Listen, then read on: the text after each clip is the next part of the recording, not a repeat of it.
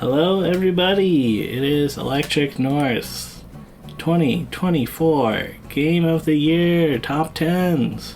Woo! Woo! I'm Andrew, and I'm joined with Alex, Adam, Don. Hey everybody, alright, so let's jump in with some of our top 10ers. Adam, I believe you have some honorable mentions. Right, I've got some honorable mentions that did not make the top 10, and I'm just gonna fire them off in a random order, and maybe, on a different day these could have been in the top 10, but it's just how it ended up today. Alright, Thank Goodness You're Here, Venba, Tetris Effect Connected, Go Mecha Ball, Tiny Terry's Turbo Trip, The Forgotten City, Paper Mario: The Thousand Year Door, Mouthwashing, Silent Hill 2, and The Case of the Golden Idol. And I knew that these honorable mentions were going to piss off some people, and I can see there already is some people pissed off. I think I might have made a mistake, but this is just how it is right now, okay? So should I jump into number 10, or are we still doing honorable mentions? Does anyone else have honorable mentions? Honorable mentions. I guess my only honorable mention is another Crab's Treasure. Hey! Huh? Alright, I have in no particular order Pokemon Trading Card Game Pocket, Pokemon Infinite Fusion, Mouthwashing, Tiny Glade, Tiny Kin, Atlas, Froggun, Fields of Mystria, and Elden Ring Seamless Co-op Mod. Alright, well, do you guys want me to start with a top 10 pick? Yeah, go ahead. Alright, my number 10, Pokemon Trading Card Game Pocket! Whoa! Yeah. It's just a fun collecting kind of game. You can also play the card game. It's like a shortened down version. And, it's just a fun time. There's a little bit of drama in 2025 about the trading, but whatever. I'm just not going to trade, really. Alright.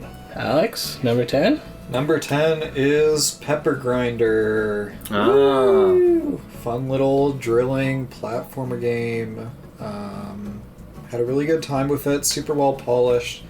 Only complaint that made me list it pretty low is it's pretty short. And there's not really a huge amount of replay value, as far as I could tell. Yeah. Alright. Pepper Grinder. Okay, my number 10 pick is Grunn by Sock Pop. Yeah. I liked it. I don't know. It was a good time loop game. I got really into it. I liked the aesthetic. I liked kind of figuring out how to optimize your day and everything. Did you get many of the endings? I got, I think, most of them. Do you feel like you got the true ending? Is there a true ending? I think I got the true ending. Honestly, I kind of forgot what the true ending was. All of them. Yeah. Well, But I forgot what the ending was. I remember one night where we were like, yeah, Grunn, let's see what's going on. Go into this building. And it's just like, ooh, it's been locked the whole game, but now you got the key somehow. Yeah, that was like a really cool moment. I feel like the game had a lot of cool moments. So, yeah, Grunn, that's a number 10 pick. Good sock pop game. Nice. I think we're going to have to talk about this later, but my number 10 favorite was UFO 50. Yeah, I have that higher later as well. Yeah, so just for the listeners out there, we made a rule that if someone's got a game higher on their list, we'll talk about it when it gets to that point. Yeah. Okay.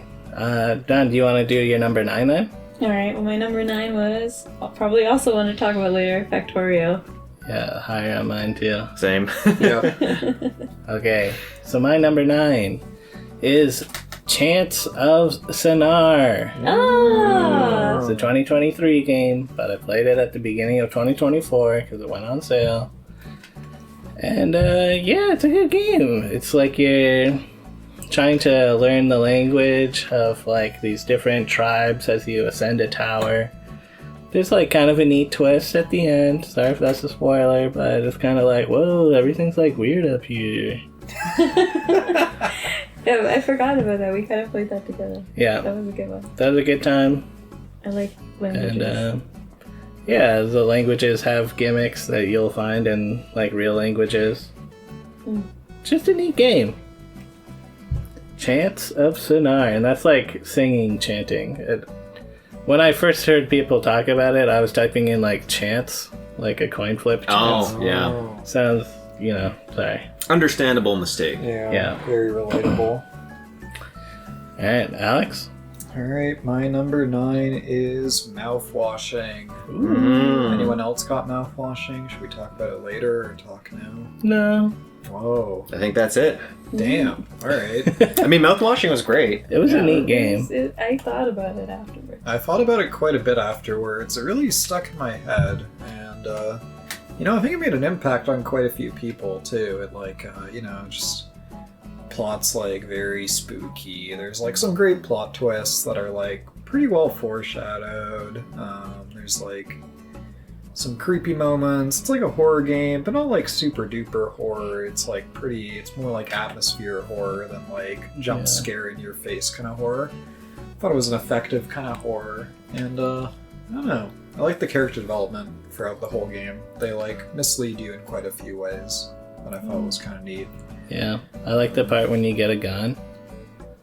Yeah. You get a gun for a part of the game. Ooh. Yeah, we love shooting stuff in video games. Yeah. What a great time that was. Oh, yeah. Yeah, you get a gun and it has some gunplay, but it's quite not great. I like the twist. Yeah. I mean, there's a few of them, but you guys are thinking of the big twist, right? When I say the twist. Yeah, how much are we allowed to get into spoilers on this? As much as you want. All right. Spoiler zone. Yeah, we're going to do a spoiler brief zone. If you want, just skip ahead 2 minutes, I guess. This is good because I wanted to ask, actually. I remember kind of the penultimate part of the game, but I do not remember the actual final ending. I remember when he, ends up, there's that scene where there's in space almost, or his mindscape, and he's talking to the prior captain. He's I'm gonna take you home, kind of a thing, and he's trying to preserve Curly, Yeah. And then does he shoot himself, or what happens? I can't remember. Yeah, the last scene of the game, it's played from Curly, the captain's perspective, as Jimmy carries you into the cryogenic pod. Oh yeah, and then frosts off screen over. he shoots himself while you frost over. Yeah. But ultimately, you're kind of dismembered guy in a pod, so I mean, it's not going to really be all that great for you if anyone does find you, which is itself pretty unlikely. Right. Really, it's just something Jimmy does to make himself feel better at the end of the day, not something actually meaningful. Curly maybe was fed his own leg. I wasn't sure if I think he was definitely fed his own leg. He was definitely literally fed his own leg. I wasn't sure if that was part of the hallucinatory thing, craziness or I guess my reading is what it definitely happened. I see. To me, the big twist was that it was Jimmy that actually crashed the ship. Yeah. Did you guys see that coming? Because I feel like I didn't somehow. Yeah, I didn't see that coming. I feel like something was weird, but I don't know if I got that was... There was a few things that when we learned about the cryopod, I was like, oh, okay, the guy that's almost dead is going to go in there, just because that's how it always is with these kind of things. They're all going to destroy themselves, except for the guy that can't do anything. Yeah, I mean, I think the only thing that really clued me in that Jimmy might be evil was just that during that opening sequence, there's nothing that explicitly shows you that it's Curly that you're playing as. It doesn't do the colored dialogue or anything in Curly's usual color. It doesn't. The thought process doesn't mention Curly. So really, all you have to go off of is other characters saying that it was Curly that did it. Yeah. But yeah, I don't know. Pretty well hidden plot twist. That makes a lot of sense in retrospect. Yeah. Great game. Yeah. Yeah, neat game. Okay.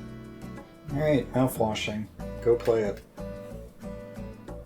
Is it me next? Yeah. Alright, so my number 9. I never thought I would say this. It's Forza Horizon 5. Wow! A last minute edition. All of those cool games that were honorable mentions for Forza Horizon 5. Maybe I'll regret this. But I just I played a lot of it this year, and I kind of didn't expect to like it as much as I did. Did you really play that in 2024? Only play it in the last couple months. That's still in 2024. All right. Before Christmas? Yeah. Huh. Okay. But yeah, it's a good game to hang out and talk and kind of just explore the world and do races. You know, now that you guys are like all judging me, I'm like, maybe I could have put it lower. Whatever. But Yeah, you know, I just kind of thought that you didn't start until the new year. It seemed like a recent... No, right? No. Yeah. Well, I support games that enable you to have good times with your friends. 'Cause Yeah. Isn't that what it's all it's a good times of friends game. I don't think it would be that amazing on my own, but I was just surprised that I was having a good time playing it and look forward to playing that game. All right, that's my number 9. Done? I already did my number 9. But it was Factorio, so... Alright, well, Should we you go want to number do 8? 8? Alright, my number 8... Webfishing! Woo! Woo! Does Nice. anyone else have that? I doubt it.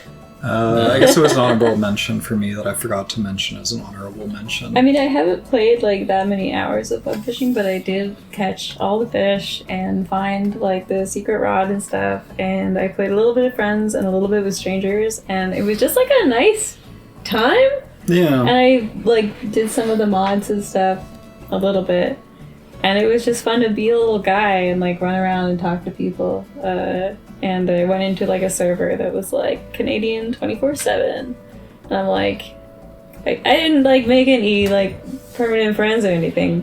But I did have, like... I hung out there long enough to have, like, inside jokes. And, like, we made this game of, like, jumping off a mushroom and landing on a rock in the middle of the lake, which is kind of hard to do.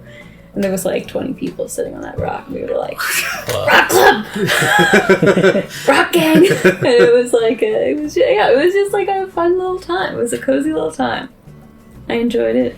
I don't know if I'll go back to it a lot, but it's just cool. Alright, nice. Web fishing. Okay, so my number 8 is Zelda Echoes of Wisdom. Yeah, that's higher on my list. Okay. We're on number 8 now? Yep. Mine was Rivals of Ether 2. Oh. Yeah, pretty localized to just me. I don't expect a lot of people get a huge kick out of this game. It's really made for, like, hardcore Smash players. There's pretty harsh learning curve to play it. You get punished pretty brutally. But they really knocked it out of the park as someone that's played, like, all the mainline Smash entries and competitively. The game feels really nice. It all the effects when you hit people, the character selection, the variety of play styles, sort of different elements and stuff going on. Like, it's just there's a lot to manage in the game, but it's not like too gimmicky. Like, it just feels solid. It feels like every attack has weight, which is something that a lot of platform fighters get wrong. Really liked it. Rivals of Ether 2. Yeah. I thought this would be higher for you, but... Nah, it's like... I just feel like it's too localized to just me. Like, it's not something that I can really recommend more generally, and that sort of lowers it on my... Somebody made a game just for you, and you're like, it's not that high on. Well, I mean, like, this is your personal list. Yeah, exactly. I don't know. Alright. Okay, my number 8 is the Riven remake. Oh, So- I forgot about that one. Yeah, that's the sequel to Myst. I think it came out in, like, I don't know, year 2000, and they remade it in 2024. And I feel like I didn't remember the game super well, like the original game, so it did feel kind of new to me.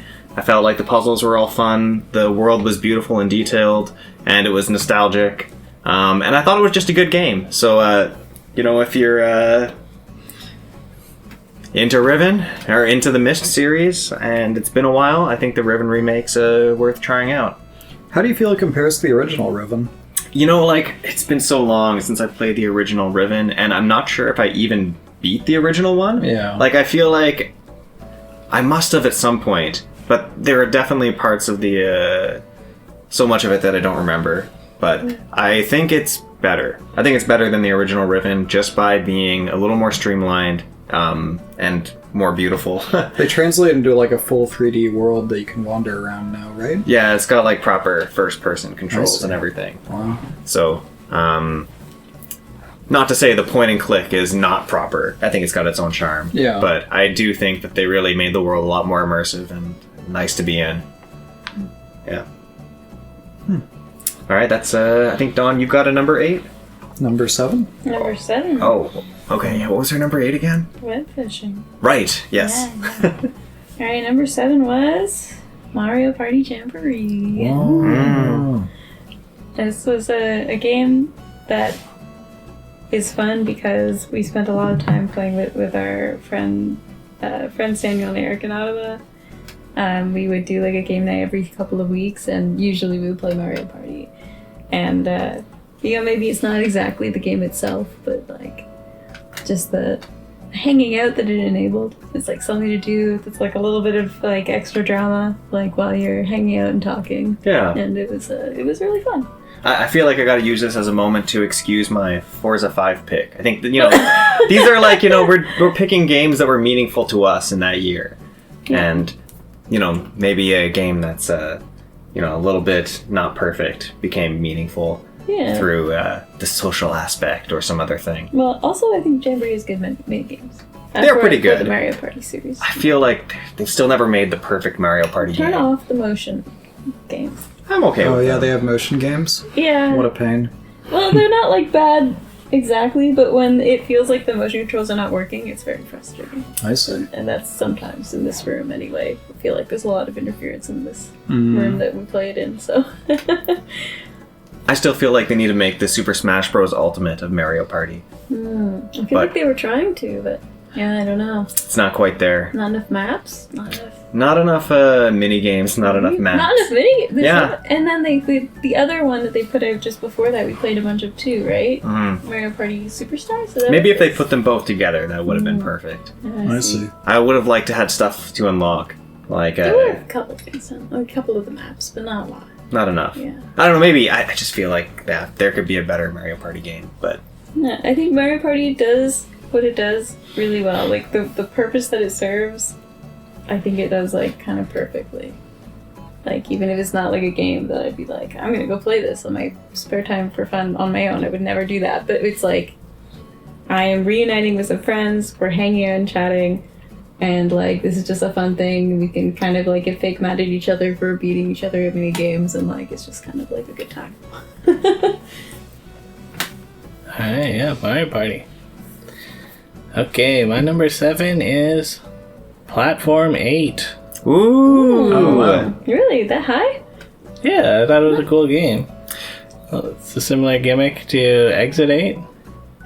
Did you want to say something? I was going to say I did consider Platform 8 like even to be in my honorable mentions, but I feel like I kind of like got it out of my system with like Exit 8, and I was like, as a sequel, it didn't do enough to like really like on its own, like in a vacuum, probably maybe it would have been higher up on my list. But in the context of it being a sequel, I don't think it was like as original, as exciting as it was when I first played the original Exit 8, which I think is an excellent game, and so is Platform 8.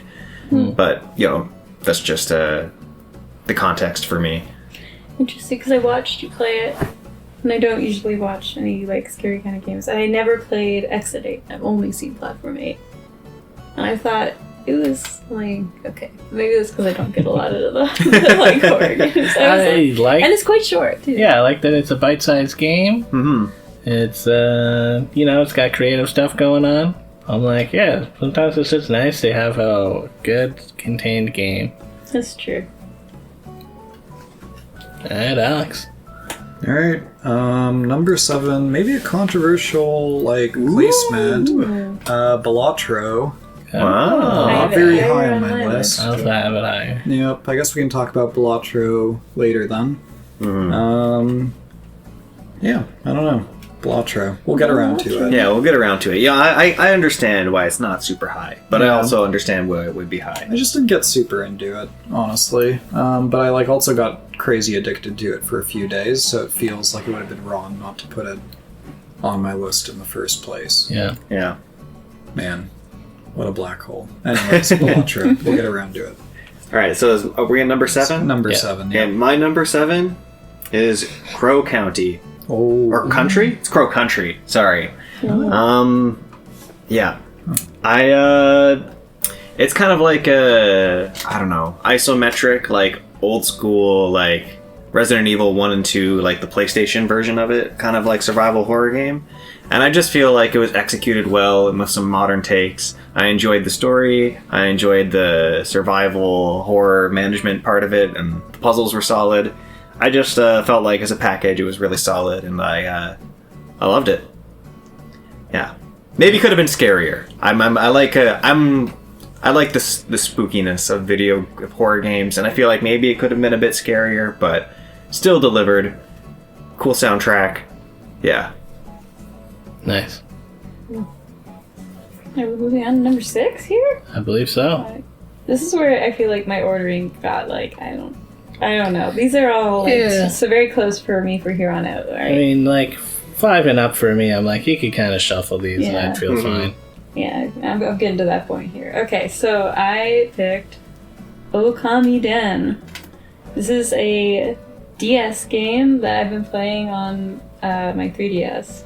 And I loved Okami, and I heard that Okami-den was kind of like a meh sequel, but I wanted to play games on my 3DS, so I've been trying it, and I think it's very cute and very fun, and it's a little bit like just more Okami, and it's very cute because it's like the puppy version of Okami. Aww. Yeah, so, and then it's like all of the like brush spirits from the first game. It's like instead of meeting them, you meet their children. Their children, yeah, their offspring. Like, so that's it. It's just cute.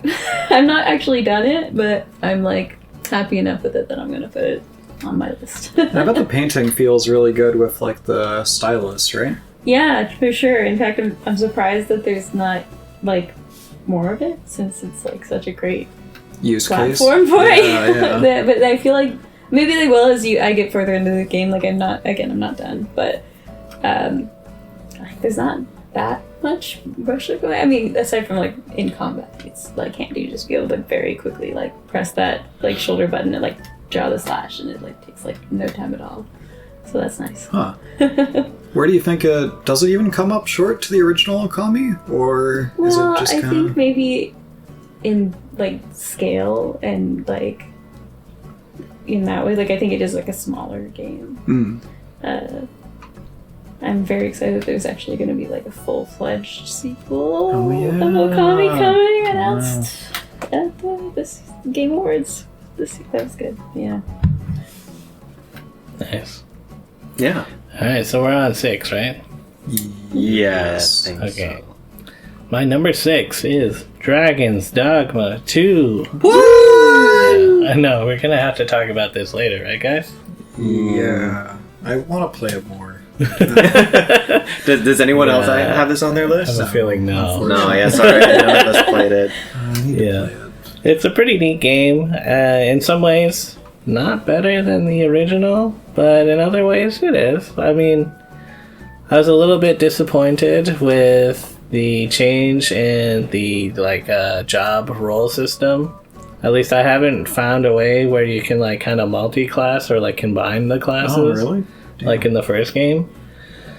So it's like a little bit of some of the classes are kind of underwhelming, and you would think that if you could combine them, it'd be cooler. But then again, I haven't beaten the game. I kind of gotten to a point where there's like this is like the beginning of the end kind of mission, and they like maybe do some other stuff. So I was always planning on going back and around and tying things up, but I never quite did. Plus, these newer games, they need a better CPU than I've got going on. It's like, it's playable, but it's like a little bit rough. But, it's a cool game. I like what it's doing. It's not super, like, forgiving. Like, there was one mission where I was trying to guide some guy to, like, this ancient battleground so he could cast a spell. And he died along the way, and I was like, oh, well, fuck it, I'll just keep going to the ancient battleground. And I went through, and I, like, looted this book, and then sold it to a guy.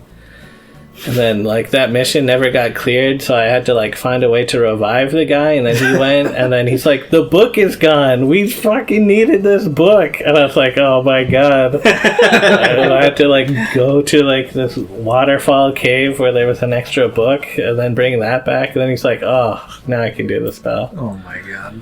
So it's that kind of shit where, like, in a regular game, they'd be like, you cannot take this book right now. In this game, it's just like, all right. They like Take shoot it, yourself in the go foot. for it. Go sell it to the guy. Yeah. I feel like I play every game with the expectation that I could mess things up or like hoard items, be like, what if I need this later? And like it never happens. Never. Yeah. There's never a situation Well, in like Dragon's that. Dogma, Except it might Okay, happen. well, maybe I should play that. It's kind of Yeah. cool though. It's cool, yeah. There's like cool moments when you're fighting the big enemies and stuff. Yeah, all in all, neat adventure. I'll probably get back to it one day. Alright, Dragon's Dogma 2. So for me at number 6, it's Astrobot. That was Game of the Year according to the Game Awards, right? Yep. Yeah. Good 5 old- here on one person's list. Actually, Well, the 6. only person who has the PlayStation. Yeah. Yeah. So Yeah. It's mainly because like a bunch of other games just weren't nominated at the Game Awards for Game of the Year, and I'm like, guys, Yeah. what gives? So many good games, but yeah, I really liked Astrobot. It's the first game I've played in a while that gives me like it reminds me of Mario Galaxy. I got that same feeling playing it as I did like when I booted up Mario Galaxy for the first time, and it was just like, wow. This is a good video game. I can hear that title theme in my head. Oh yeah. On Mario Galaxy. Yeah, it's like do do do do do do. Yeah. And then little Mario's face shows up, and you're like, I don't know, you're like 14, and you're like, oh yeah, this is gonna be so fucking great. Yeah, like Astrobot gives that same feeling of just like adventure, and like the level of polish of it is just incredible. I mean, the game looks gorgeous like at every single moment. I've never saw it drop a single frame. It's like beautifully rendered with just like these really lush, vibrant visuals. All the colors pop out of your screen. All of the action feels great. Everything's super playful. The game's got a good sense of humor. Maybe it's like a bit too nostalgia heavy. Like it's very much leaning on this whole like, ooh, all the characters that you're collecting are like little PlayStation like franchise callbacks, but they do a lot of little obscure ones and stuff where it's like, hey, you know, like it's not just like, oh, it's Kratos or whatever. I'm Right. sure he's there. Sometimes it's The Last of Us, guys. It's like, whoa. Only I like The Last of Us. Yeah, Well, exactly. sometimes it's like Ape Escape. Yeah, right? it's like there was a whole Ape Escape like world that you had to go to where you just Aw. play like Ape Escape, and that's like, you know, pretty nice. There was like a bunch of Parappa the Rappa stuff. There was like a little like eco reference, like, you know, Shadow of the Colossus, like So the IP stuff did like tickle your inner a self little in a bit, way. yeah. Like, you know, I was going into it a bit jaded. I was like, oh Uh-huh. yeah, you know, I see this is all just one giant ad or whatever. But actually, like, it did feel like the studio's kind of love letter to like the PlayStation, like what PlayStation's been able to do over the course of like a few decades or whatever. And I thought that was kind of sweet, in a way. But mainly it was just about like, yeah, the gameplay and the visuals being like super, super tight. I mean, sure, maybe a bit easy is something it's been accused of, but there were enough little like puzzles and stuff that you had to solve in like each level to like find all of the robots that made it like kind of neat, gave it a bit of replay value too. Yeah, really liked Astrobot. Yeah, but number 6 on my list because of a few indie games that I liked better. Mm-hmm. Nice. All right, so my number 6 is Another Crap's Treasure. Whoa, Yeah. that's so high. No one's got it higher, right? Oh. That's my honorable mention, yeah. Yeah. I don't know. I'm guess like, you know, maybe I was thinking I could bump it down a bit. I could move it up a bit. This is where I ended up, and I just like Souls-likes. I liked the vibe of the game. I thought it was funny and clever, and We've got... Oh, we gotta say, I'm gonna get that treasure! Yeah, with voice lines like that. How could you not love this game? How dangerous the ocean can be. Yeah, we have a bunch of Discord sound clips. Just those two, right? Yeah. We might Well, have that's had a bunch. another one at one time. See, I feel like it's pretty ambitious for an indie game. I feel like there's not, like, that many indie games that, like, kind of do Souls-likes. How big is that team, you know? Oh, I don't know, actually. But it's not... I don't know. It's not a big huge one. studio, I think. Yeah, I mean, I love Souls-likes, and I liked the whole setting and the characters and the gameplay and exploration. You know, it's not the perfect Souls-like, maybe, but, you know, I think they did a pretty good job. Yeah. So... And I like that there's a gun. Yeah, there's a gun. Give Krill a gun option. Yeah. This is winning that accessibility award. Mm-hmm. Or Alex has got something to say. I think I would have put it higher. Like, I would have included my top 10 if, like... I just couldn't get over the combat, really. It just always felt quite not there. It isn't perfect. It is a bit... Like, I feel like I had to, like, really... I don't know, get used to it or meet the game where it was. Yeah. But it was good enough for me. Yeah. Yeah.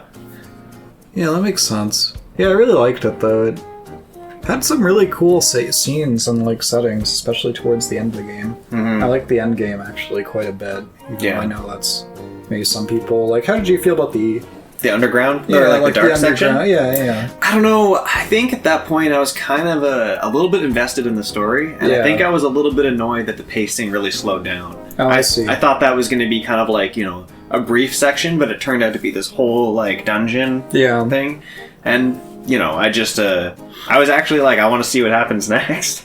So, and the level design for that was fine. It was not like a big highlight of the game for me, but it wasn't bad either. Yeah. Yeah. But I can see why you wouldn't put it like the highest ever, or, you know, on your list. But, you know, I think it, like, meshed with me, personally. Yeah. So yeah, that's my number 6. Don, are we done your number 6, or are we doing number 5 now? No, we're going to number 5. We're going to go to 5. Somehow I got to be the the person. All right, top 5. All right. This one was We Love Katamari Reroll Royal Reverie. Whoa. Released on Steam. I played it in January of this year. It might have been a 2023 release, I'm not sure. And what can I say? I love Katamari. Nice. And it was great to come back to Katamari again, and it felt really nice to play on the Steam Deck. Like, so good to play on the Steam Deck. Yeah. I don't know if there's a lot to say about it. Everyone knows Katamari. Everyone knows the deal with Katamari, right? Yeah, it's more Katamari. It's more Katamari. It's funny, it's charming, it's goofy, and it's just like, just fun. It's just a fun game. I mean, if you don't know what it's like, you roll a bunch of stuff into a giant ball, right? Yeah. And you started, you know, you the make first a big few levels ball. you're like very small and you're trying to become like 10 centimeters. And by the end of the game you're rolling up like continents. And, yeah, planets and just all kinds of stuff. So. I'm thinking about like, Katamari, like, you know, that's Katamari. But then I'm like thinking further back, the first time I saw that ball of like stuff, I was like, oh my goodness, it's crazy. It's so fun. I don't know, it's just so, it's so silly, and it's also like, I think it does have fairly good replay value. Like, I would play the same levels over and over because you want to get better at it. Either like you feel like you can do better when you finish the first time, you like barely make it over beat the clock, and then you're like, I could have been like, you know, there was something you saw that you wanted to pick up that you weren't big enough to pick up. You're like, no, I'm going to keep going until I can pick up the Eiffel Tower or whatever it is you like saw in the level. You're like, I know I could get everything. Like, I gotta ask, was there Katamari stuff in Astrobot?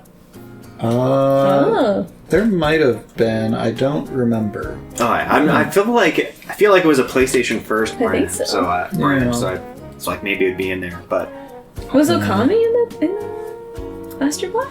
That also was a PlayStation. It was at first, yeah. But it eventually became more of a Nintendo property, I feel like. It really popped off on the Wii, Oh, okay. I feel like. But I don't know. I don't think I got far enough in Astrobot to see Katamari, but I'm pretty sure there was Okami. And yeah, apparently Katamari was an Astrobot. Sick. Nice. Wow. Nice. Alright. Alright. That's Katamari. Right, what's that? Yeah, that's all there is to say. Number 5 for me is UFO 50. Number Whoa! 5. Yeah. Number Okay. 5. Pretty high, right? For someone who didn't want to play it tonight. Has anyone else got it higher? Yeah, I I've think got some it. of us have it higher. Alright. So we'll get to that later. Even higher. My We're going number even 5 higher. just didn't want to play it that much. There's just games that I liked more. Alright. That's fair. That's how fair. it is. But it's honestly on my list mostly because I just respect it more than anything. Yeah. Yeah. Like, a little bit playing the games, I'm like, I'm ass at these games, but I do recognize that they're like pretty decent games for like 50 of these games. Yeah. Yeah. Yeah. Alright. Alright. For me, number 5 was 9 Souls. Whoa! Yeah, Nine Souls. Anyone got 9 Souls? I've got it higher. Nice. Okay. We'll get around back to to it. that. Yeah. Okay, for my number 5, I've got Against the Storm. Ooh. Yeah, is that on anyone else's list? I probably Didn't should have put it, but I forgot to. That's okay. I think we played it just at the very beginning of 2024. Yeah. I guess Against the Storm is like, what is it, a 5X management game? Yeah, it's like a city builder roguelike, I guess is how they describe it. But the city building is not really like other city building games, huh? Yeah, it's more about like managing like resources, which sounds not fun, but it is very fun and Yeah. addictive.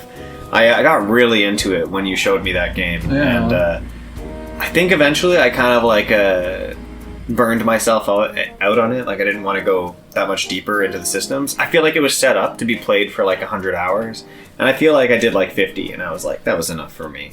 Yeah. Yeah, just one of those games that really, I don't know, linked into my brain, and I was like, I don't know if that's a good thing or a bad thing, but I was like, I have to play this. So I don't know. It's number 5 for me. Nice. Against the Storm? Yeah. Okay. My number 4. Echoes of Wisdom, Legend of Zelda. Nice. I'm not finished yet, but I think I'm getting close. And, man, it's just good. I really, really enjoyed it. And maybe I'm a little bit biased because I'm like, we're finally playing a Zelda.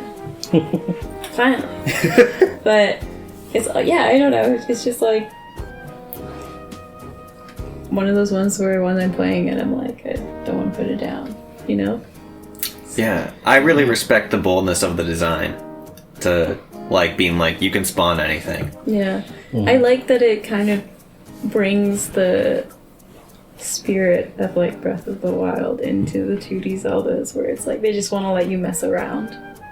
And also like I feel like they've managed to kind of shrinify it a little bit, you know, like in Breath of the Wild they've made the puzzles kind of very contained in the shrines. Yeah. I feel like they have stuff like that in Echoes of Wisdom as well, where they've kind of given you lots of like little pieces around the world to like just do short, contained like things, and I like that.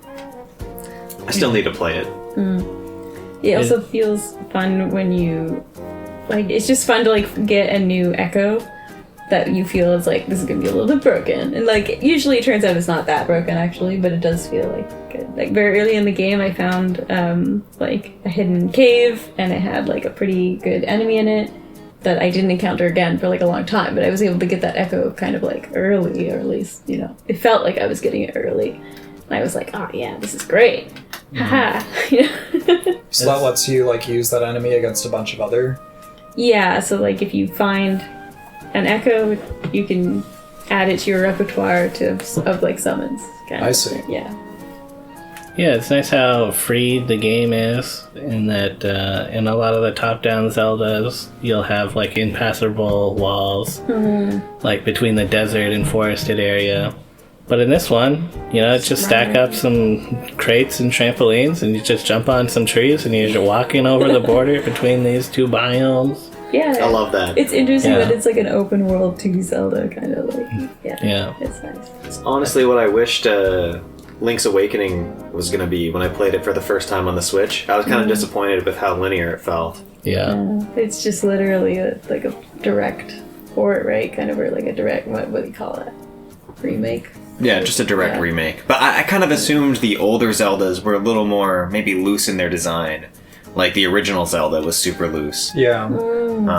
But I guess by the time they got to Link's Awakening, they had already like figured out their formula and really like mastered it for better or for worse, I guess. Alright. Zelda Echoes of Wisdom. Pretty good game. Alright, so my number 4 is Factorio plus the Space Age expansion. Woo! Anyone else have this higher? I have Factorio higher. I have it higher too. Okay. We'll save it for later. Alright. For me, number 4 was Case of the Golden Idol. Yo! Anyone have this higher? No, I almost put it as number 10. It was very close. I see. Yeah, I love this game. I mostly played through it with Andrew, but we also got Dawn and our other friend Max in for some of the cases, and man, this game's like super fun to do in a group. It's not really designed for it, but if you get on a Discord call, like, you're basically like solving these little mysteries, and each mystery you gotta like kind of like figure out like who each of the people in like the set of screens you got is, and then you have to solve like what exactly happened in the scenario by like first like collecting a bunch of keywords, then matching them into like this paragraph that's like kind of like a Mad Lib sort of style where you're like filling in the blanks. Yeah, it's a lot of good theorizing and being like, what if this guy did this with this doorway, and then he had access to that technically. Yeah, I liked those Discord calls where we'd be able to be like, but wait, maybe this thing refers to that, or like, what if these guys are actually this group? And it's like, it was just kind of fun to discuss. Yeah, they like play with your expectations a little. They like mislead you in some cases, as any good mystery should. And it's got a bunch of like little like nice self-contained mysteries, so like, you can just like hop in without, but it's also got like this nice little like plot going on throughout the entire game across all the different cases. You can feel like across like, I guess it's like a span of like 100 years, like this sort of mystery like evolving, this whole like set of families, like how they build up over time. And it's just, it's also really funny too. It's like each of the mysteries is like pretty witty in a way where it's like, I don't know, they just kind of like either the way that someone dies is like particularly unfortunate or whatever, or like there's multiple times when we'd open up a case and just be like, oh my god, what are we looking at? This guy's like running around on fire or some shit. There's like one case where everyone is like wearing masks or whatever, and you have to like figure out their identities despite the fact they're in masks and like what each mask means. And it's just like, there's one where you don't even start like seeing anybody. It's just like in this open field, and you have to go to a new screen to like see people for the first time. And it's just, I don't know, just a lot of like little fun touches like that give it a bit of wit.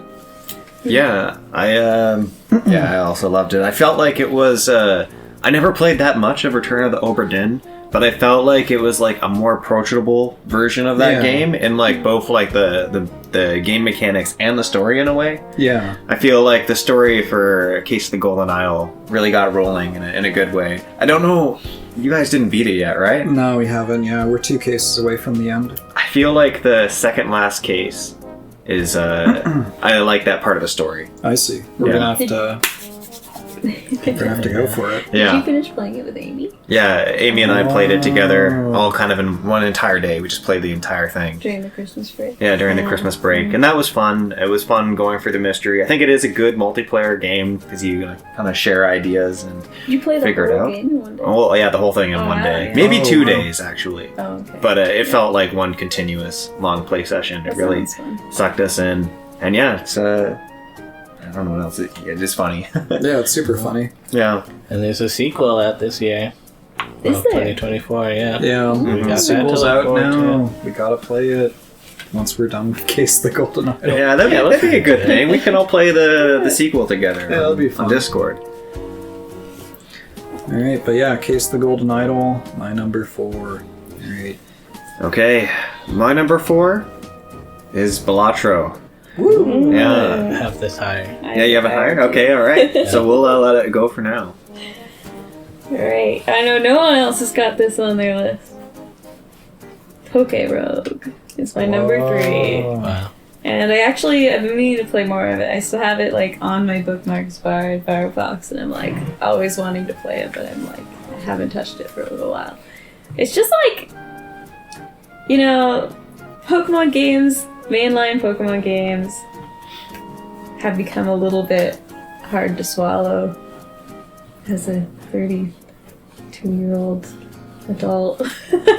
You know, it's like I still enjoy them, I still buy them, but it's a little bit of like I really am playing a game that's built primarily for 10-year-old children.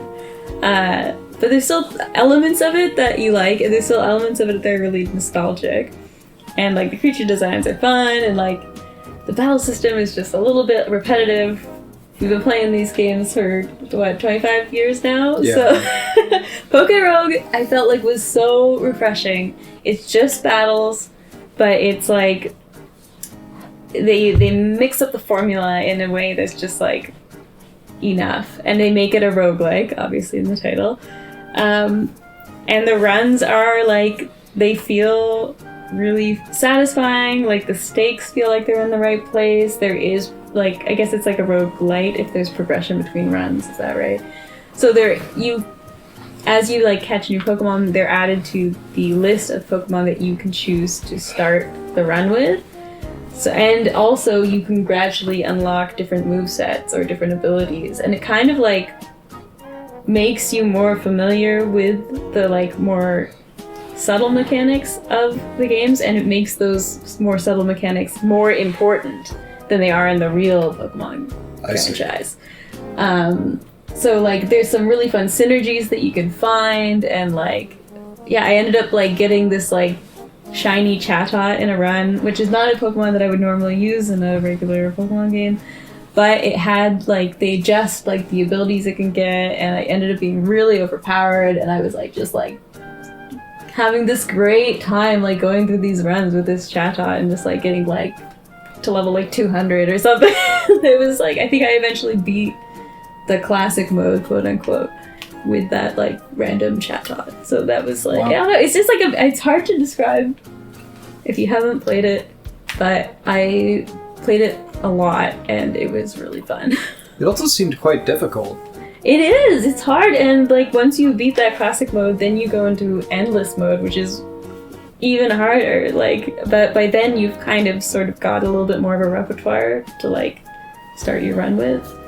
But it like and more complex mechanics kind of unveil themselves the further you get into endless mode and stuff, and like they throw in like all kinds of like they throw in like fusion mechanics from like the Pokemon Fusion like spin-off series. Oh wow. Although that doesn't come up that often, but there's also Megas, there's also other stuff, like yeah, it's a good one. Wow. Pokerogue. Pokerogue. If you haven't tried it, give it a go. It's honestly really fun. Nice. That was your number 3? That was my number 3. Alright. My number 3 is Tiny Terry's Turbo Trip. Woo! Yeah, Tiny Terry Turbo Trip. It's a small, mostly one-person developed game. It's an open world, exploring kind of thing. And you're just like this little guy, and you're walking around trying to collect junk, drive a car, you hit stuff with a pipe. There's lots of little secrets. I 100%'d it. Lots of funny characters to talk to, and yeah, just all around a good time. It's a neat, like, 4-hour kind of game. It's so freaking funny. Yeah. I was like dying with every character I've met or talked to. Yeah, and it's a great ending. You know, throughout the whole game, you're trying to go to space. So, you guys gotta play it to see what happens. But it is worth it. Wow. All right. No, yeah, it's a pretty good game. I feel like I might have put it on my top 10 in just like a different, on a different day. But, because you never really decide. It's just based on vibes. But yeah, I loved the jokes in it. Thinking of that joke with the fries really hit for me. I was like, that's hilarious. Yeah. And I just love the concept of driving up this tower to go to space. I kind of wish they let you jump out of your car, like while you were going up the tower. That is something where it's like, I spent a lot of time trying to get to the top of the mountain. And I got pretty high up there. Like, there's some like weird jumps that you can get your car to stick onto like a wall of the mountain and like go up halfway. And it feels like you're not supposed to be up there, but I couldn't get much further. It's just like, why put a mountain in your game if you can't go up to the top? Yeah, really lovely little like tiny island to explore, and lots of fun characters to meet. Alright. Tiny Terry's Turbo Adventure. For me, number 3 was Rocket League. Yo, Rocket League! Rocket League's been out for a while, but I only really started playing it in last year. And it's been I played it a bunch with Andrew and Adam. Lately more Andrew. Sorry Adam. Adam switched to Forza. But yeah, I mean, Rocket League, so simple and yet so much depth to the mechanics. Like, honestly, one of the hardest video games I've played, even though all you're doing is just trying to hit a giant inflated soccer ball into a giant soccer net. It's like so hard and yet so simple. It's just controlling the car is really difficult, but very like there's a lot of nuance to it, like how you fly, how you conserve your fuel, how you flip into the ball, exactly the angle that you like move your car into the ball with, where your opponents are on the field. Like, even playing it 1v1 is super fun because like you have to do a lot of analysis on like what your opponent's habits are, how like read them, figure out like if you want to play aggressively or defensively, and just try to capitalize on their mistakes. I just really like that sort of game where I can like really go deep into like the mechanics of it. It like feels like a fighting game but without like a fighting game aesthetic, which I thought makes it really an esport. Yeah, it's just really neat. Do you feel like Rocket League has opened your mind to the world of football as in soccer, and why it's like the most beloved sport in the world? A bit, yeah. I mean, obviously they're very different, but I think there are definitely some concepts around in soccer. But like the ideas of like positioning and like coordination between your teammates and like awareness of like where other players are on the field, even like in just like a simple 3v3 format as opposed to like 10v10, 11 versus 11. How many players are there in a I don't actually know because match? I actually do not myself. Yeah, I also don't play soccer, sports, so I actually am completely unqualified to say if Rocket League has any fundamentals about soccer they can teach you. Rocket League is just if soccer was played with cars in a smaller team in a larger stage. Yeah. Right? Like, well, I was going to say that Toby told me that he feels like, as someone who does play soccer, that Rocket League is more like soccer than FIFA. Just because it's like a lot more tactile. Like, you have a more intimate relationship with the ball. Like, actually like trying to use your body or your car to hit it. Versus, games like FIFA where you're kind of just micromanaging. I actually have never played FIFA, so I don't know. But I think it's probably one of those sports games where you're like, you direct, the players and they do all the handling. Right, like you say, like, I want to pass to this person. That's and all kind of, do it abstracted for you. away. Yeah, like there's no challenge in passing the ball in FIFA. Yeah. I assume. I think it's more of a tactical game. Yeah. Interesting. But yeah, than a tactile game. I actually don't know if I played Rocket League for the first time in 2024 or not. If I did, then I probably should have put it on my list because it's a great game. I think I got burnt out on it. Yeah. I think like if you asked me like when I was in the middle of my Rocket League mania, I feel like it would be a lot higher. But I think I've reached to the end bit of it like the way I did with Overwatch, where I'm just like, I suck at this and I'm never getting better. Yeah. But it is a wonderful game. Very easy to start and hard to master. It's so hard to master. It's honestly way harder than Melee ever was. I don't get it. Yeah, Rocket League was my number 3. Nice. Should we wait for Andrew before... Yeah, actually could do a little water break. Alright, let's take a... Can we pause the recording? Yeah, we can just also stop it and... Alright, my number 3 is 9 Souls. Whoa! Hell yeah.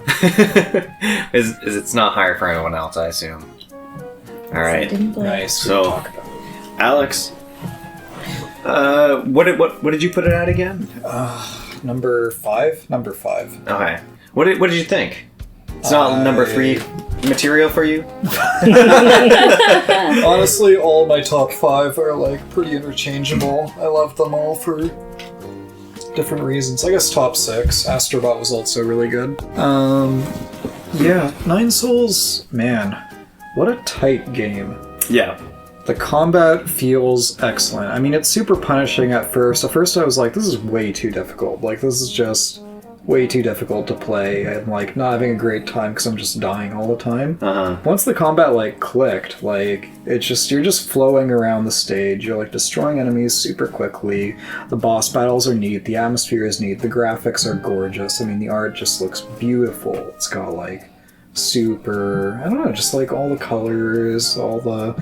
Oh, it's also like gory too. It's like kind of like unsettling. Dark. It's super dark, dude. The game's super dark. I think, like, I was impressed, like, obviously everything you said, but I was impressed with how much I was invested in the story, which shouldn't be as surprising considering it comes from, I think, Devotion Games or Red Candle Games. Yeah, Red Candle Devotion Games. was their first Yeah. video game, or their second one. I'm really embarrassing myself here. But anyways, from their background, I feel like that makes sense. But I was invested in the story and the world. I loved fighting all the bosses, even though they were super hard. There were some I was like, I'll never be able to beat this. But I managed to, except for the final boss. I never beat the final boss. I actually got distracted with another game, and I think I like did some good damage to one of the shoulder buttons on my controller. And I was like, all right, I'm gonna take a break, and I never finished it. Also because I'd seen you beat the final boss, so I already knew the ending cutscene. So I was a little bit like, I don't need to do this. I think it does have multiple endings, though. I've been meaning to go back to try and get the true ending. Right, yeah. Because I think the final boss gets even harder if you're, like, going for the true ending. Wow. Like, I've heard there's a third phase, which I'm like, what? That second phase was already fucking ridiculous. Are you kidding me? Yeah, man. It's just... like, I don't know, just the whole culture of it, like, I don't know, they, like, sneak in, not sneak in, but just, like, there's so many, like, nice touches with, like, the boss battles. Yeah. And stuff, and, like, man, and... Oh, yeah, and also, like, the horror elements of the game, like, the way they managed to sneak in, like, there's, like, a jump scare, like, in the game. Which Yeah, is, I like, loved that. It's super awesome. I was, like, legitimately didn't expect to be jump scared in this game. Yeah. And, like, I love jump scares in video games, so when I didn't see it coming, it felt pretty great. Yeah, it's like, it still has appropriate build-up. It's not like the game just ran, like, but, like, still, it, like, kind of comes out of nowhere. Mm-hmm. And, like, it was... Oh no, this was on my backlog. Now I'm like... I mean, I think there's Just 2 the jump one? scares in the whole game. Yeah. Okay. But, Maybe even 1. I only really remember 1. maybe it was just 1, but it was memorable. Hard to imagine how they would do that when it's like a side-scrolly Yeah, exactly. Metroidvania, like, Yeah. format. Well, you don't have to tell me. But You just have to experience it, dude. It's gonna sound dumb if you describe a jump scare. I love that. Yes, a face jumps at you. But, in a cool way. In a cool way, dude. It was well done. Yeah. Yeah, there's like a bunch of psychological horror elements to it too. I don't know, just involving that whole character. That whole subplot of the game was well done.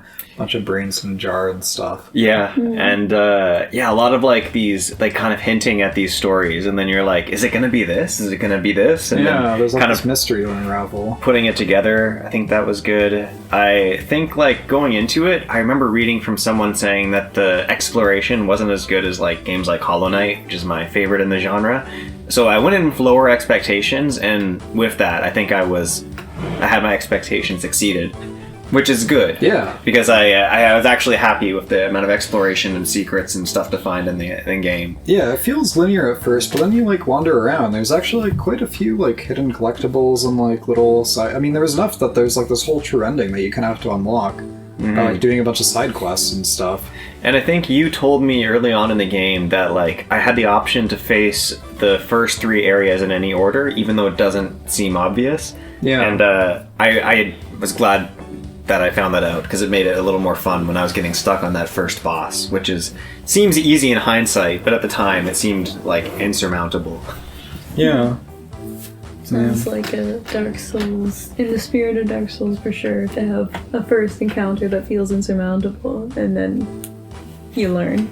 Yeah. Get good. I feel like is it the Capra demon that's on that bridge in Dark Souls? Yeah. I feel like it was like that of 9 Souls. Yeah, not the Capra demon, but it's some kind of The demon. bridge demon Taurus at the beginning. demon? Maybe Taurus? It's a Taurus The demon. one on the bridge. Yeah, the At one on least. the bridge. We all know Everybody the bridge knows. demon. Yeah. But I guess it didn't have as punishing walkbacks as the first Dark Souls did. Yeah. But that's Oh, fine. that's nice. Yeah. Alright. Nice. 9 souls. 9 Yeah, souls. it's 9 Souls. We're getting to the top 2. And I don't know, this is gonna spoil the number 1.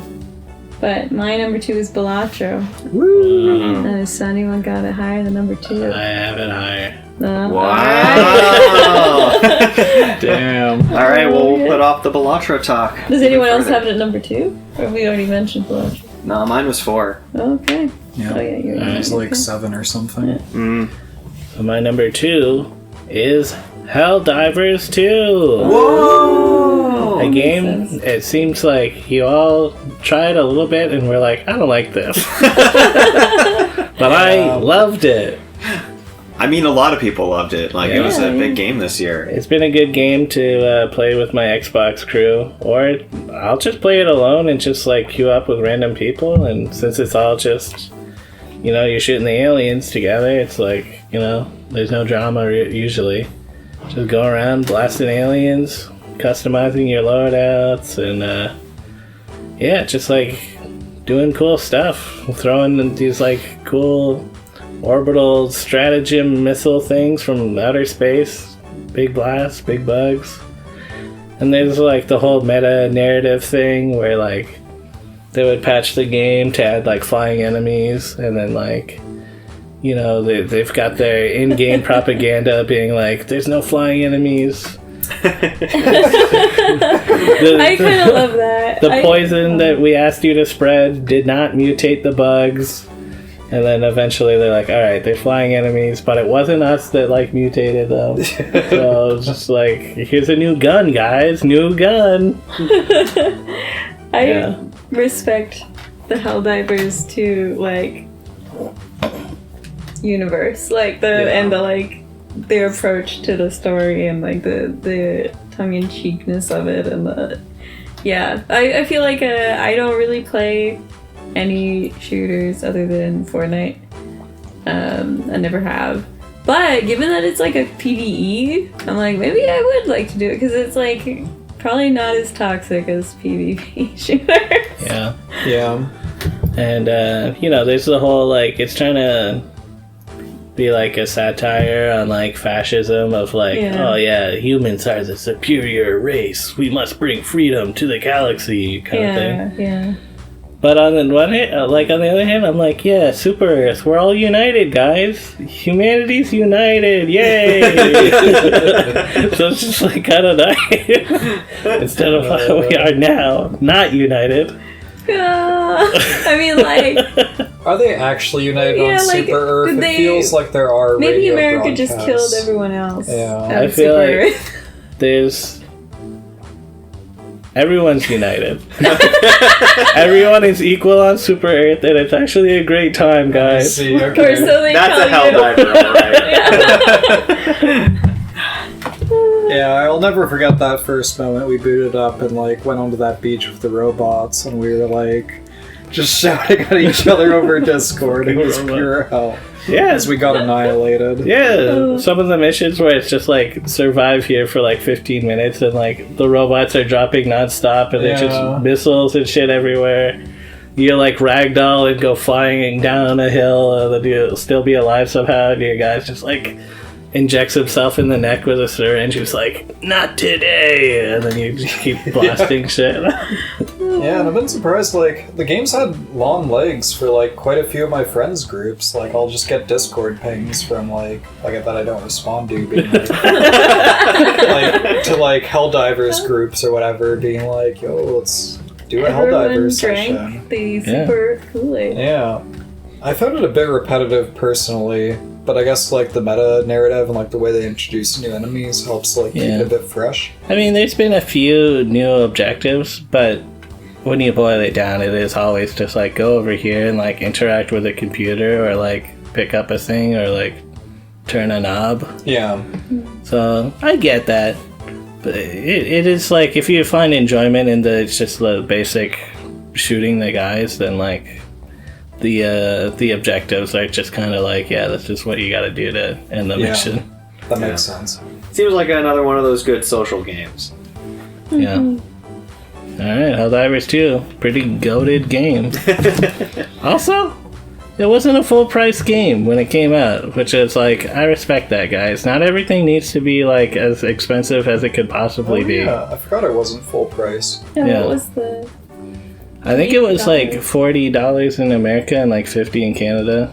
Yeah, it's like half of a typical game these days. Yeah. Oh god, really? Yeah, Yes. I expect to pay $90 for like first party titles these days, or like. And then after tax, it comes to like $100. So $100 for games. you're like, damn. Like, I'm gonna pay it for Tears of the Kingdom, but like Yeah. everything else, I'm like, good luck, buddy. You didn't make Tears of the Kingdom here, so I'll wait.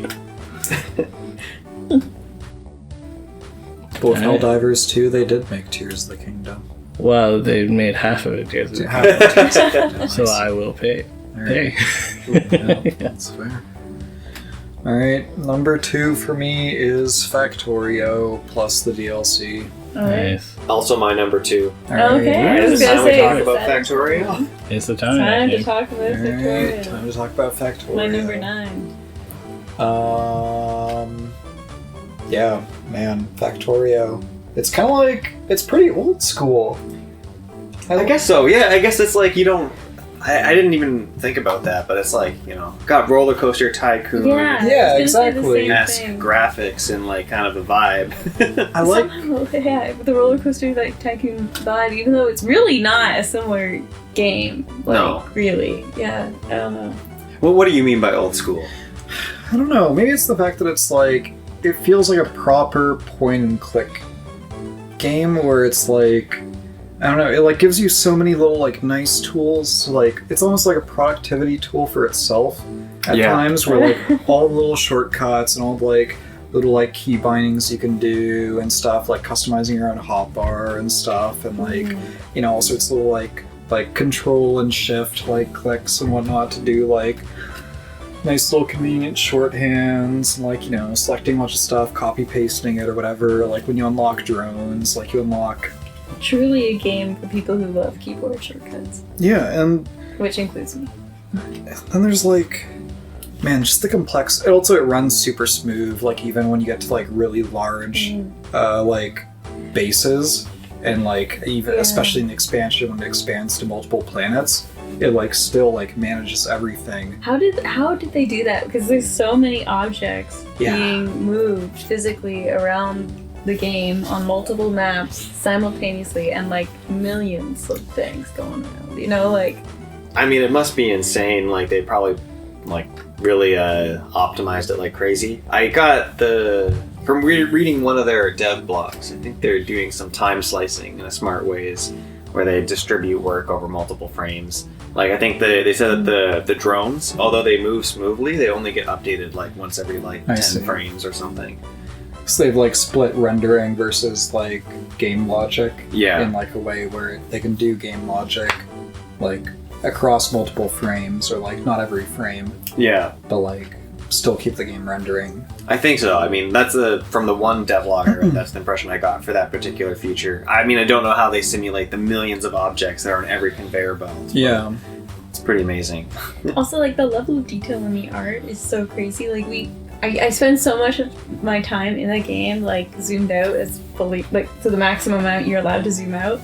But, like, if you zoom all the way in and you look at, like, all these animated sprites, I don't know if it's, like, they did, like, 3D things and, like, converted it to 2D, or if it was, like, I assume that was what they did. But it's, like, there's so much care put into every single, like, object, you know, or plant, or, like, terrain in the game. Yeah. Like, all the moving parts on all of the machines, and, like, looking at, like, the animation of the, like, the rocket thrusters when they turn on, and like they like do the like weird expandy thing, like, and like the biolabs that we just recently unlocked, like they look crazy, and there's like spinning parts, and it's just like, I don't know.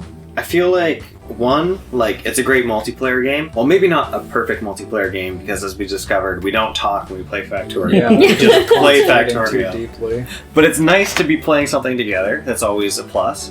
But the other thing is that I think, Don, you described it before as like cookie clicker-like, where you're just like constantly like, you know, you start off doing something the slow manual way, and then it like gets a little faster and automated, and then you get things to make that even faster. And it's kind of got that like addictive like cookie clicker game loop, but like done smartly. Like you have to work and you have to think to like try and like make it, you know, faster and more automated. I'm not sure about smartly. Like, it's like an idle game with like, it has this like seemingly infinite progression, but you're not actually able to idle at any time. You're always having to work on something, or improve something, or build something, or expand something, or like, you know, scale up constantly, right? Yeah. But it's all done manually, rather than like, oh, I've saved up enough cookies and now I get the next cookie maker.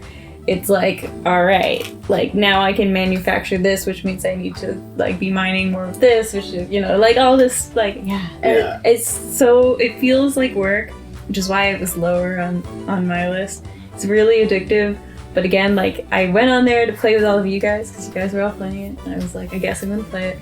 And I do like it. It did make my top 10, but it's like silence in the Discord as everyone's like focusing intently on their little cookie clicking. Like, I don't know. Does something to my brain. Really. I admit that. I think also the expansion is pretty miraculous. It's amazing. Yeah. I like throughout the entirety of the base game, like it does this really cool thing where it's like things are constantly getting more complex over the course of the game, but then eventually like things that seem way too complex to like think about automating or like building into your base like become like sort of second nature over time. Like when I first found out about oil and plastic and stuff, like I basically had to have Andrew do it for me because I was like, I can't do that stuff. That's way too complicated. But then like over time you sort of get used to it, and it becomes second nature, kind of like incorporate it into your base and like design your base around it. And the expansion does like this really cool thing where they like do the same thing across like multiple planets.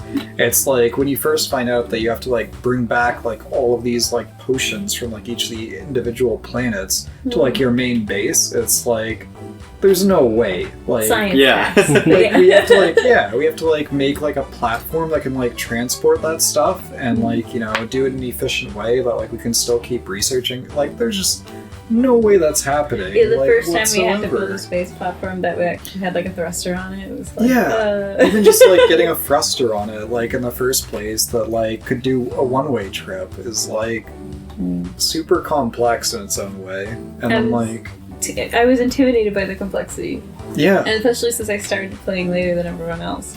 But actually, it's like you get it eventually. It's not impossible. Yeah. Also, Leva Forever.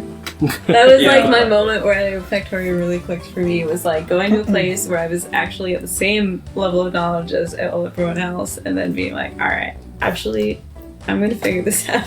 Yeah, it's so cool that each of the planets like basically lets you like start fresh almost, and like Sort of. yeah, But yeah. Well, the three Separate. the three starter planets that you can go to, you Yeah. can drop with nothing and work make your way back back up to having a rocket silo. Yeah, Are there like game modes where you start on a different planet? I don't think so yet. I think there are mods you can do though that let you do that. I see. But yeah, it's something I hope they officially support later, maybe, but I'm not sure. Yeah, and I like that the starting planet Novice very much mimics our planet, but if there was like annoying bugs everywhere that were trying to kill you. Not who's to say there isn't. And then of course the three planets all have their own separate gimmicks that you need to learn. It's just like really cool to like just drop and not know anything and again figure it out. Like Yeah, with Novice it is kind of like, okay, it's like Earth pretty much. Like, you know, you got your oars, you're melting them. That's there's what we do. It's like any Yeah. tree puncher, Yeah. almost, Yeah. sort of. yeah. And then Fulgora, you know, recycling. I was like, I get this, dudes. Gleba, a hellscape. I don't know. I'm like, what the fuck is going on here? Duh! What do you mean we need nutrients? It's all just turning to shit. I just think they did a wonderful job of making it so that every planet really felt like a distinct like twist on the main Factorio gameplay, and you know, they did it well. I think the least interesting one is probably Volcanus. Volcanus. Yes, it's Yeah. Volcanus, Yeah. which is still great and fun, and I loved when we nuked the worm. Yeah, that was we one of nuked my the favorite, worm. Come on. things in the game was nuking the worm. Yeah, but I mean, Spider-trons are amazing. Yeah, anyway. yeah. I mean, they were all great. Yes. I was impressed about how much I loved every planet, except for Aquila. We haven't got there yet. We'll We're get to it. Still working on Aquila. But yeah, Factorio. Pretty dope game. Super dope. It's time for the number 1 round. is it? Yep, I believe so. you've done your number 2 with Oh, me. okay, yeah. Yeah. So Dawn starts with number 1, and I know what Dawn's number 1 is. You do? Oh yeah. Yeah. All right. Should I tell you what I Alright, think you it is? tell me what it is. All right. It's you can do Chibi-Robo for the Nintendo DS. That's it! My number 1 game 2024. I also played, I think, near the beginning of the year. And Okaeri, Chibi-Robo, Happy Richie, Oosouji. And this was a title that never had an official translation or release in North America. And, you know, I think most people have heard of Park Patrol or like Ziplash. Those are not like, well, Park Patrol more than Ziplash, but neither of those are really like much like the original GameCube Chibi-Robo. This one is. This one is like much more of what I would see as a direct sequel. There's some characters that come back. You're like, you know, a different Chibi-Robo that was acquired by the adult Jenny. And it's like, yeah, it was, you know, I loved the original Chibi-Robo, and this is just kind of more of the same, plus a little bit. The humor is so good. The like side characters and stories, I just think they're so funny and out there. And this, you know, like the first one, it has a kind of bizarre plot line, and it's just really fun. And I just love Chibi-Robo, and I was joyful as I played it, and it's good. I do think, I haven't played this one, but the GameCube Chibi-Robo has a unique magic to it that I think is unlike some other games. And I think this was able to carry on that tradition. Wow. Yeah, I really enjoyed watching you play the original Chibi-Robo. So good. All the voice acting, like the way they did the voices, the soundtrack. Yeah. Like it's so fun. It's so silly. It's just so funny. It's great. Everyone, keep an eye out for Ko-Robo in the future, which is being made by the original, or some of the original Chibi-Robo team. Oh, wow. As a spiritual successor. They're still making games. Just recently, there was a Kickstarter. Oh, yeah, wow. so that it's not the same, like, yeah, it's some of the original team is wanting to make another Chibi-Robo game, but unfortunately aren't allowed to do it under that IP, but, you know, they're making a new one, so, yeah. Alright, cool. Alright, my number 1. It's Balatro. What? Yeah, right. What a crazy twist this is, because when this this game was getting popular, I was like, "Come on, guys, this is just a slot machine full of bullshit." Really That's what not. it's gonna You're be, like, right? this is dumb. This was a Tyler Gelato sort of situation. And you know what? It is still some slot machine bullshit. If you don't get good stuff at like the first few rounds, you might well kind of just start over. Yeah. But it's like a roguelike element, you know? Like But it is still fun, you know. Figuring out some fun Joker combinations is always cool. You know, there's been a few times where I'm like, this Joker, this is a piece of shit. And I'm like, oh, actually, when you combine it with this other Joker, it's not a piece of shit. It's quite tactically good in some situations. And, you know, having runs where you get lucky and you upgrade a bunch of cards in your deck and just things are going crazy all the time. Hearing the thunder in the background and the fire on the score counting thing. Yeah. I'm hearing the soundtrack right now in my head. Pretty good game.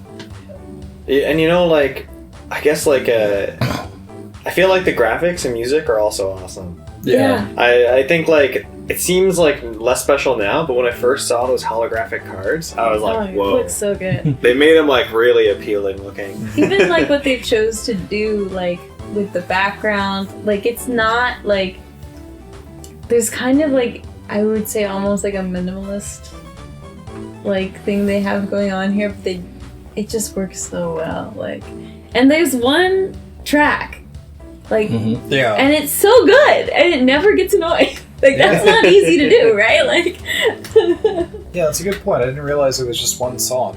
yeah, it's just that one track all the time. Wow. Do, do, do, do. Actually, oh, what a good game. Yeah.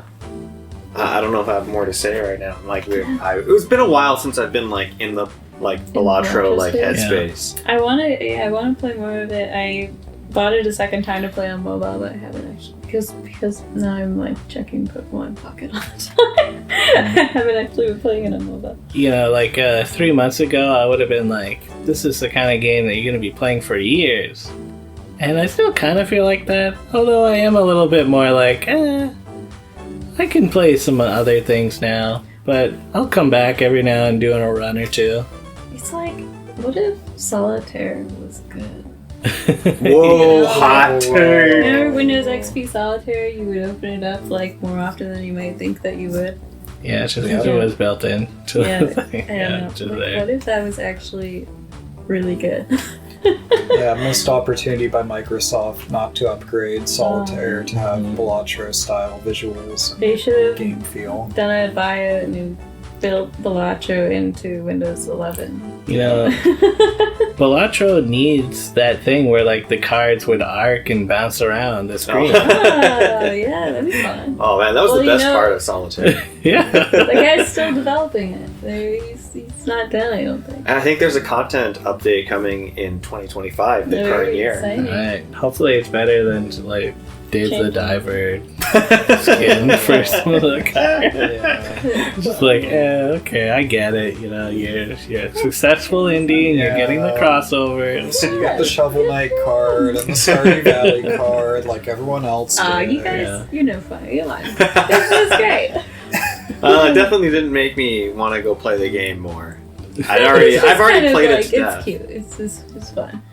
Remember the legendary Jokers? Away. Sorry, changing subjects. Remember when you get the legendary Joker for the first time and you're like, oh my goodness, it's 1 out of 5. Maybe it's just me. And they seem like so overpowered and cool. Yeah. I still haven't gotten that many. I think I've gotten like 1 or 2. Progressed that much in Balatro. Yeah. I feel like I get one that's like kind of shitty a lot. So like, this is useless. I've got them all. But tactically, in a certain situation, maybe. I would love to actually play a couple rounds of Balatro as a group sometime with our new combined knowledge about the synergies of the show groups. Wow. The different things that we're trying to do. Like, I don't know, like, there's the one downfall was, like, once you realize that, like, Pluto is, like, almost a guaranteed way to, like, get to the end of the game, like not in the more difficult stakes or something like. But that was a little bit of a downer for me because it took away a little bit of the magic. Because it's like, I know if I want to get to the end, I just gotta go with those like easy hands. Yeah, and like, just upgrade them. Like just like do stuff that makes those easy hands good. And it made it like less. I was no longer as like experimental and like picking like how can I make like this weird Joker work, or like I haven't seen this before, like how can I make points with this. I'd just be like, this isn't going to be as reliable as like something else, and that's too bad. But also this may be more of a me problem than like the game's problem. Didn't like we read that strat I think on the we got internet? spoiled on it somehow. So yeah, I guess it's like if you want to enjoy a game, like don't look up the optimal strat, because then you don't get to find it yourself. I don't think I did it intentionally. No, but I'm just like looking stuff up online, 'cause sometimes unfun a game. Yeah. Wow. The dangers. Yeah, the dangers. Like I looked it up in that Wheel of Fortune, 1 in 4 chance to upgrade your card. It's actually like 1 in 8 to upgrade the card. Really? What? What does that mean? Does it just lie to you? No, this is just a joke, guys. It is 1 in 4, but it doesn't feel like it. It doesn't feel like it. It feels like never. Yeah, like one of the things is, you know, there's like the Joker that like doubles your odds or something like that. Yeah. I was like, I feel like that would be so good. I never got into a situation where I had like a Joker build that would benefit from it when I ran into it, and I'm like, I just want it to happen. I just want to like. I'll see that, and then I'm like, okay, now I just need that lucky cat one, and I need some like luck cards. Yeah. And I'm holding on to it for like 3 rounds. So I'm like, this isn't actually doing shit to me because the Jokers didn't come. Yeah, it's just wasting a Joker space. Yeah. You had to wait for that perfect seed. Get some of these like bizarro situations. Yeah. Yeah. Perfect game about synergies, I guess. Alright. Yeah. Some other number ones? Alright. For me, my number 1 game of 2024, it was, that's right, Suika game. Let's go. Yeah, big You can't put Suika game here. You just played it today for a bit. It was just that good. It was just recency bias. No, unfortunately, my number 1 game of 2024 was UFO 50. Unfortunately. Well, just, Suika game. Oh, it's not eligible. Yeah. So it's unfortunate that we can't make it the game of 2024. It's also my number 1 game of 2024. Let's go. Yeah. Number 2 and number 1. Yeah. Nice. We're You're in synced. sync. Yeah. Loved UFO 50. That game is incredible. How did they do it? Yeah, I thought it was super magical booting it up for the first time.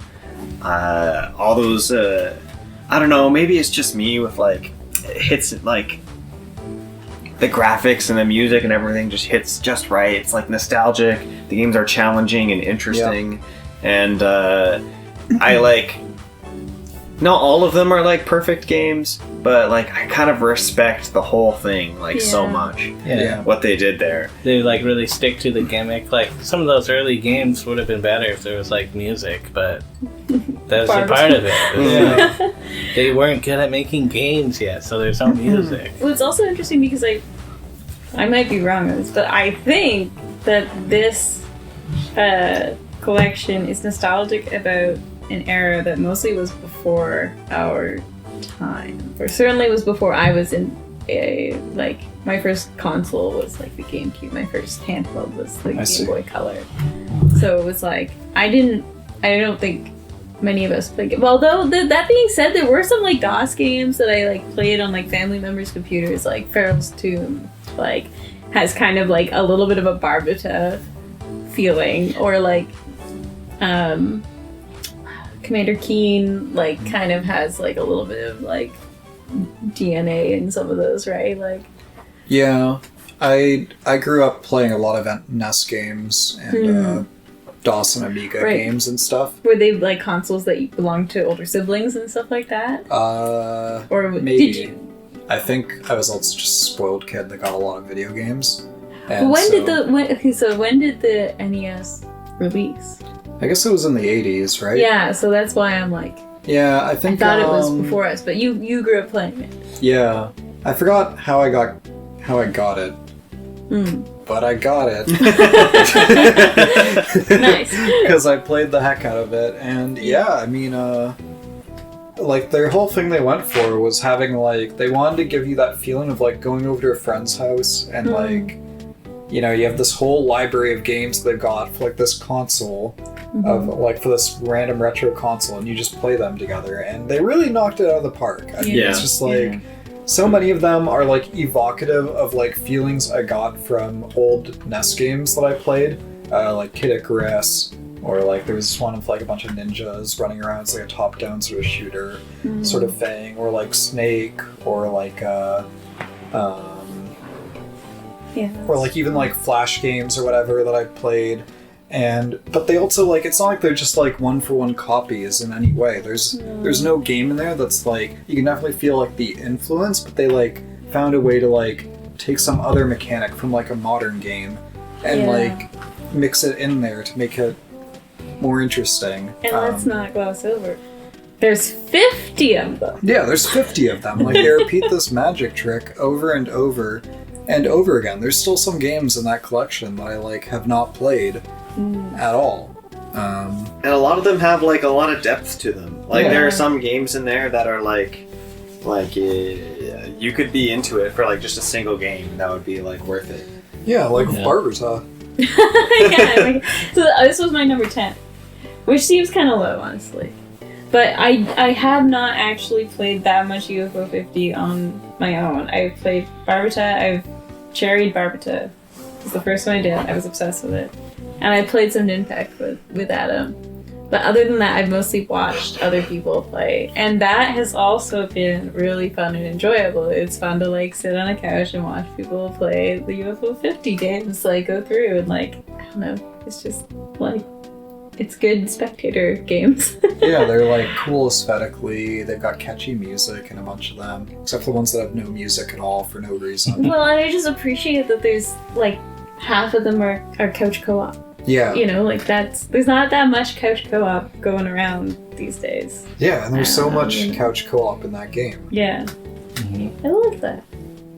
When you said earlier that this was for like an era of games that we didn't play, or most of us, I'm thinking about something I heard someone say where like although the presentation is like NES coded or whatever, a lot of the games are kind of evocative of like Newgrounds Portal, like Flash games, and like all these kind of like medium, like small, but like more than a mini game, but a small game, and like they're usually like a little bit experimental or a little bit weird, or playing on like, I don't know, like I mean Quibble Race, for example, was literally a Flash game that they made. Like it's a remake of one of their old Flash games, but I just I don't know. It does kind of when I heard that, I thought that it does remind me of kind of like that thing of like the weird little, you know, indie games that you would play that were all kind of like a big collection of them online and stuff, and they Yeah, were on a trying Flash weird portal. stuff. It's Like- a hard comparison for me to see because I was kind of missing the Flash game era, even though like I was in the prime age, I existed at the right age at the right time to be in the Flash games thing, but my family delayed getting normal internet. We had like very slow dial-up internet for way longer than all of my peers, and I like would try to like load Neopets or like load Newgrounds, and it would be like you can't. And I would have to like go to a friend's house and be like, let's use your computer kind of a thing. Yeah. Want to highlight my favorite game, Mooncat. That's your favorite game? in Kind of a UFO 50? weird game, right? That's And a based choice. It's kind of my favorite because it's like, if we were gonna make a platformer game, we would just make it like Mario, because like platforming is solved. Yeah. Yeah. Yet this is like a completely new control scheme, and it's like you have to rewire your brain to learn how to even play the game. Yeah. And then once you have, and you've gone through and done one run, if you play it again, you'll be like, actually, now I know how to do the high jump on command, and like I know how the bounce off of slamming this enemy will like work every time, so I can control it to get to like these new areas. And like there's like a whole different route that you can take if you like. I have the advanced control schemes mastered. It's a It's fun just thing. like a neat concept of like, Things didn't have to be the way they are. yeah, Yeah. it's like the kind of game that like, I don't know, it's just like who could have even thought of this? It's like someone who's never played a platformer, maybe you would design it to be like this. It reminds me like of like came up earlier about like Mario 64 having like quote unquote like bad controls, Yeah. like weird controls. It's because it's like it was a new thing and we hadn't solved 3D like camera controls and stuff Yeah. like that yet. And platformers have been around even longer, and it's like, yeah, what if it wasn't like that? What if it didn't end up that way? Also, the Mooncat had based vibes. Mm. Oh yeah, The vibes well, were what's like- going like, on? Yeah. If you die, they're just like, whatever, you just start from Just the some same fish. screen. Yeah. Yeah, no biggie. Just play as long as you Why want. was it called Mooncat? Yeah. Why was it called I know, Mooncat? that's great. Yeah. Apparently, I think it was supposed to be like the spiritual successor to Barbuda, like according to the devs. Maybe I should play it second. 'Cause I Yeah. love Barbuda. Yeah, I think you get a kick out of Mooncat. Okay, we're gonna do it. What's your favorite game in UFO 50? It's hard to say. I've got the list of them in front of me. I feel like I'll get it wrong or forget about one that I really liked. But That's okay. Just a vibe. A couple that I really liked. Magic Garden was one of my yeah. faves. So great. Garden. I actually like that. Um, Magic Garden. Yeah, it starts out super simple. It just seems like a difficult snake game. But then there's actually quite a bit of strategy in it, and like also like the playstyle like differs if you're like going for like a high score versus just like completing it quite a bit. And I thought that was neat. Yeah, just a lot of nice little hidden mechanics in that game.